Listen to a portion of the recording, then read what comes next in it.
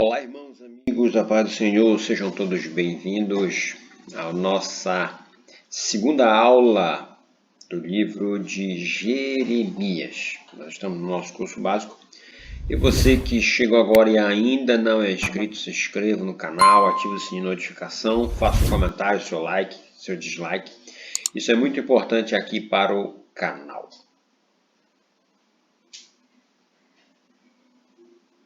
O livro do profeta Jeremias, vamos estar aqui observando aspectos positivos e negativos da mensagem de Jeremias.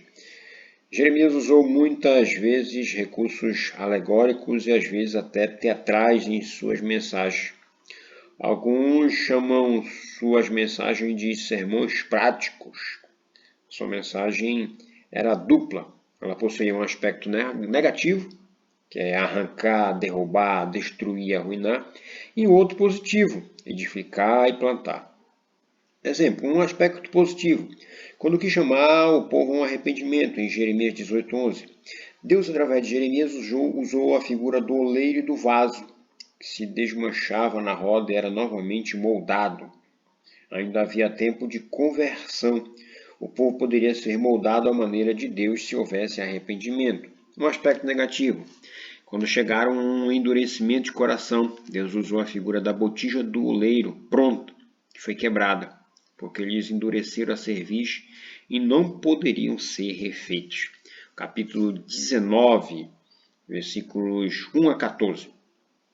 E esses recursos pedagógicos de Deus em Jeremias, a gente vai ver esses recursos que foram utilizados por Deus através do profeta Jeremias. O profeta Jeremias ele é chamado de pedagogo. Tem um certo autor chamado Isaltino Gomes, que ele afirma que, como um bom pedagogo, Jeremias utilizou recursos visuais. Jeremias usa muitos símbolos em sua mensagem e ministério, até em sua vida pessoal, por exemplo, o fato de não participar de festas, funerais, e sua condição de solteiro se torna mensagem. O juízo seria urgente. Quando, na iminência da invasão de Judá, Jeremias compra um terreno obedecendo a Deus. Temos a mensagem de que ele estava no controle da situação e o povo voltaria à terra como Deus prometera. E veremos nesse capítulo vários exemplos da aplicação da mensagem, entendendo que a criatividade e os métodos são exclusivamente de Deus. Jeremias é um vaso nas mãos do divino oleiro. E aqui nós temos os recursos que foram utilizados nesta pedagogia. O primeiro deles é o cinto de linho escondido no rio Eufrates, onde apodreceu. O Senhor determina que Jeremias compre um cinto de linho e o coloque sobre os ombros, mas que não fosse lavado. Depois de um tempo, Deus orienta ao profeta que o cinto fosse escondido nas fendas da rocha no Eufrates. Passado alguns dias, novamente Jeremias é orientado a tomar de volta o cinto que estava escondido. O cinto estava sujo, apodrecido e sem mais nenhuma utilidade. Capítulo 13, versículo 1 a 7. Da mesma maneira que um cinto tem um propósito que é ser usado ao redor da cintura, e para nada mais prestaria se tivesse apodrecido, assim seria com Judá se não cumprisse com os desígnios para os quais ela tinha sido estabelecida. A desobediência e a quebra dos propósitos de Deus reduzem o propósito do homem a algo sem valor, sendo algo apodrecido. Deus faria apodrecer a soberba de Judá. Um certo autor, que tem uma enciclopédia chamado Beacon, diz que Deus tinha amarrado Israel em torno de si mesmo por meio de um relacionamento de aliança, tão próximo e íntimo quanto um homem amarraria um cinto de linho ao redor da sua cintura. O segundo mecanismo que Deus usou foi que Jeremias não se casou, não comeu, nem bebeu em banquete algum. Era esperado que até os 20 anos de idade todo homem judeu estivesse casado. De fato, os rabinos pronunciaram uma maldição sobre aqueles que se recusavam a casar-se e ter filhos. E Jeremias foi o único profeta proibido de casar. Isso é o fato de ser proibido de assistir a funerais e participar de banquetes se tornaram sinais ao povo da iminente destruição de Jerusalém por causa da desobediência. A destruição seria tamanha e a tristeza tão grande que não haveria ocasião para festas de casamentos e sepultamento para mortos, devido à quantidade de cadáveres e poucos sobreviventes. Jeremias 16, 4 e 9 é o que vai estar nos dando este embasamento. O terceiro, é o oleiro e o barro. Jeremias desce à casa do oleiro para ouvir a palavra de Deus. Lá, enquanto observa o hábil e diligente trabalho do oleiro sobre as rodas, vê a palavra do Senhor sobre ele. O vaso estava sendo trabalhado e tomando forma, mas de repente o vaso que o oleiro fazia estragou em sua mão. E o artesão começou novamente a amassar e fazer outro vaso segundo a sua vontade. E Deus, o divino e soberano oleiro, poderia fazer conforme lhe aprovesse com a casa de Israel. Houve necessidade de fazer outro vaso com o mesmo barro. O vaso precisou se quebrar, que representando o juízo de Deus, para se moldar dentro do projeto do oleiro. Da mesma maneira, a sociedade deveria ser quebrada e refeita nos padrões de Deus, tendo em vista que não estavam dispostos e querendo se arrepender. Deus precisou discipliná-los, o que significou ruína para a terra e exílio para o povo. Em vez de deixar seu rosto resplandecer em bênçãos sobre eles, Deus lhes deu as costas e os deixou entregues à sua própria sorte. Assim como o oleiro paciente, Deus está disposto a nos moldar novamente quando resistimos a Ele e causamos estragos na nossa vida. O outro recurso utilizado foi da botija quebrada. Jeremias foi instruído por Deus a comprar uma botija de oleiro e a levar consigo alguns dos anciãos do povo e dos sacerdotes para a porta do oleiro, que dava para o vale de Inom. Esperava-se que os acompanhantes de Jeremias, por serem mais velhos, tivessem maturidade suficiente para entender a mensagem de juízo de Deus por causa do pecado. O povo se afastara de Deus e se voltara para outros deuses, queimando incenso, edificando altares e até oferecendo os filhos no fogo em holocausto a Baal. Jeremias 19, 4, 6 diz isso. E por determinação de Deus, a botija fora quebrada à vista de todos os que foram com Jeremias, capítulo 19, versículo 10. A sentença seria que Deus quebraria o povo e a cidade da mesma maneira. Fica uma lição. Enquanto o barro é maleável, se o resultado não for satisfatório, ele vai sendo misturado com água e se moldando nas mãos do oleiro. Mas, quando o vaso endurece depois de passar pelo forno, fica impossível de ser moldado novamente. Um grande perigo é a insensibilidade do coração. O escritor de Provérbios afirma em 29:1 de Provérbios: quem é repreendido muitas vezes e teima em não se corrigir, cairá de repente na desgraça e não poderá escapar. E isso nós precisamos ter cuidado. O outro recurso pedagógico foram os 2 cestos de figos. O Senhor dá a Jeremias uma visão de 2 cestos de figos postos diante do templo. Depois que Jeconias foi levado em cativeiro, sendo que juntamente com ele 10.000 pessoas das famílias escolhidas de Judá foram deportadas para a Babilônia na derrocada de 597 a.C., conforme a gente vê em 2 Reis 24, 8, 16, o profeta vê 2 cestos, um com figos muito bons e outro com figos muito ruins, de maneira tal que não podiam ser comidos. E o Senhor explica a Jeremias que os figos bons são a representação dos exilados de Judá na Babilônia. Jeremias 24, 5. Eles alcançariam o favor de Deus, mas os figos ruins representam os que ficaram em Jerusalém. Versículo 8. O povo desamparado na Babilônia se voltou para Deus. Jeremias escreve uma carta esperançosa aos que foram cativos na Babilônia, capítulo 29. E Deus promete trazer de volta do cativeiro esse povo, capítulo 30. Mas os que ficaram em Jerusalém se acomodaram em seus desejos carnais. Os cativos de Judá, mesmo que na Babilônia, no sofrimento por estarem longe de sua terra natal, se achegaram ao Senhor, foram remodelados pela disciplina do divino oleiro e voltariam para a sua terra natal curados de sua idolatria. Um outro recurso pedagógico foi um jugo no pescoço. Jeremias lança mais um recurso para atrair a atenção do povo. Zedequias estava reunindo com representantes dos reis de 5 nações que eram aliadas de Judá. Eles planejavam, confiando em suas forças, uma estratégia para guerrear com a Babilônia. E o Senhor determina que Jeremias faça jugos, que é uma canga de madeira com tiras de couro, que é colocada em animais, em especial nos bois, que além de serem colocadas no pescoço do profeta, seriam enviados aos mensageiros dessas nações. Jeremias 27, versículo 1 a 3.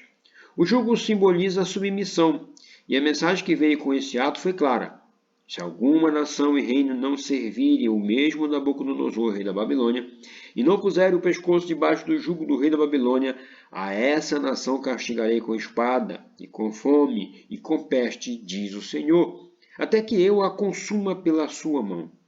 Não deis ouvidos aos vossos profetas e aos vossos adivinhos, aos vossos sonhadores, aos vossos agoureiros e aos vossos encantadores que vos falam, dizendo: não servireis o rei da Babilônia. Capítulo 27, versículos 8 e 9 diz isso. O outro recurso usado por Jeremias foi a compra do campo do parente. A palavra da paz do Senhor veio a Jeremias no ano 10º de Zedequias, em torno de 597 a.C. Jeremias estava preso por causa de sua predição de que Jerusalém seria tomada por Nabucodonosor. As predições de Jeremias estavam na iminência de se cumprirem naquele exato momento. Os babilônios estavam no lado de fora dos muros e a cidade estava correndo o risco de ser tomada a qualquer momento. E contra todas as expectativas humanas, por causa da iminente crise, Jeremias compra o terreno de seu primo Ananel, em Anatote, que era direito seu por resgate. Jeremias compra essa terra num momento muito desfavorável. Com esse ato, o profeta declara a fé nas promessas de Deus para depois do exílio. Nós aprendemos que podemos crer nas promessas de Deus mesmo em tempos de crise. O outro recurso usado por Jeremias foi a obediência dos recabitas. Os recabitas eram nômades e viviam separados. Eles foram ensinados por Jonadab, 2 Reis 10, 15 e 23, a não tomar vinho e viverem nômades, ou seja, sem casas, lavouras, vinhas. Eles mudaram para Jerusalém procurando abrigo devido à invasão babilônica. E Jeremias, por instrução de Deus, vai ao lugar onde eles se encontravam e leva-os à casa do Senhor. Diante dos oficiais do templo e diante dos olhos do povo de Jerusalém, neste local é oferecido vinho, mas os recabitas se recusaram a beber. Eles foram elogiados porque obedeceram aos mandamentos de seu pai. E a denúncia é: por que o povo de Israel e Judá não obedeciam aos mandamentos de Deus? Se os cristãos tivessem em sua caminhada espiritual o tipo de disciplina que os atletas mantêm em suas práticas desportivas, a igreja pulsaria com renovada vitalidade e não teria muitos na condição em que se encontram hoje. As pedras escondidas. O outro recurso pedagógico. Jeremias tomou algumas pedras grandes e as encaixou na argamassa do pavimento diante da casa de Faraó em Táfnis. E o versículo diz assim: em Táfnis, Deus disse ao profeta: Jeremias, pede algumas grandes pedras e enterre-as no barro que está no calçamento que fica em frente do palácio do governo, aqui na cidade. E deixe que alguns judeus vejam você fazer isso. Depois diga a eles o seguinte: eu, o Senhor Todo-Poderoso, Deus de Israel, mandarei vir o meu servo Nabucodonosor, rei da Babilônia. Ele vai pôr o seu trono em cima dessas pedras que você enterrou e vai armar a barraca real sobre elas. Nabucodonosor virá e derrotará o Egito. Os que tiverem de morrer de doença, morrerão de doença. Os que tiverem de cair prisioneiros, serão levados como prisioneiros. E os que tiverem de morrer na guerra, morrerão na guerra. Isaías 43, 8 a 11, na linguagem de hoje, vai estar falando isso. E através de Jeremias, Deus afirmou que o rei babilônico era seu instrumento e que colocaria o trono deste rei sobre o palácio do rei egípcio. A coisa que eles mais temiam os alcançaria. Eles tinham se refugiado no Egito para escapar das ações de Nabucodonosor, mas esse rei viria até o Egito e os castigaria ali. E o último, o livro jogado no Eufrates, esse recurso pedagógico utilizado pelo Senhor, vai ter Jeremias escrevendo um livro, todo o mal que havia de vir sobre a Babilônia. Ele então disse a Seraías: quando chegares à Babilônia, vê que leias em voz alta todas estas palavras e dirás: ó Senhor, falaste a respeito deste lugar que exterminarias, a fim de que nada fique nele, nem homem, nem animal, e que se tornaria em perpétuas assolações. O profeta afirma ainda que, quando acabares de ler o livro, deverá atar a uma pedra e o lançar no meio do Eufrates, dizendo: assim será fundada a Babilônia, e não se levantará por causa do mal que eu hei de trazer sobre ela, e os seus moradores sucumbirão. Isso simbolizaria o destino que aguardava a Babilônia. E os babilônicos foram instrumentos do Deus de Israel, e quando o poder e a soberba subiram a cabeça, o Senhor advertiu através de Jeremias o fim que eles teriam. A soberba procede à ruína, e a altivez do espírito, a queda. Provérbios 16, 18 está nos mostrando isso. Então, como já foi dito no âmbito secular, que uma apresentação precisa chegar ao seu objetivo, fazer as pessoas comprarem seu produto, seguirem suas orientações para dar mais resultado na empresa, ou usar seu exemplo para mudar a vida para melhor. Ou seja, o que se espera de uma apresentação poderosa é que ela levará a uma ação positiva. Mas se usarmos esse critério para a mensagem de Jeremias, ele parecerá um fracassado, pois foi impopular a ponto de ser ridicularizado e perseguido. Então a mensagem de Jeremias não foi atendida. O povo preferiu dar as costas ao Deus vivo, mas ele deixou marcas profundas. Jeremias ainda conseguiu viver para ver o cumprimento de suas profecias. Ele testemunhou a destruição de Jerusalém e do templo de Salomão, e ainda viu o povo de Judá levado cativo para a Babilônia. Um dia, 600 anos depois, Jesus perguntou sobre o que diziam a respeito dele, e Jeremias figura entre João Batista e Elias. Na resposta dos discípulos, o homem perfeito foi confundido com o profeta. O homem perfeito foi confundido com Jeremias redivivo. Que glória para Jeremias! Pensaram que o Filho de Deus era ele, que revivera. Que saibamos reconhecer a grandeza desse profeta e possamos, como verdadeiros atalaias, levar a verdadeira mensagem do Senhor. Deus abençoe, até a próxima aula, querendo Deus.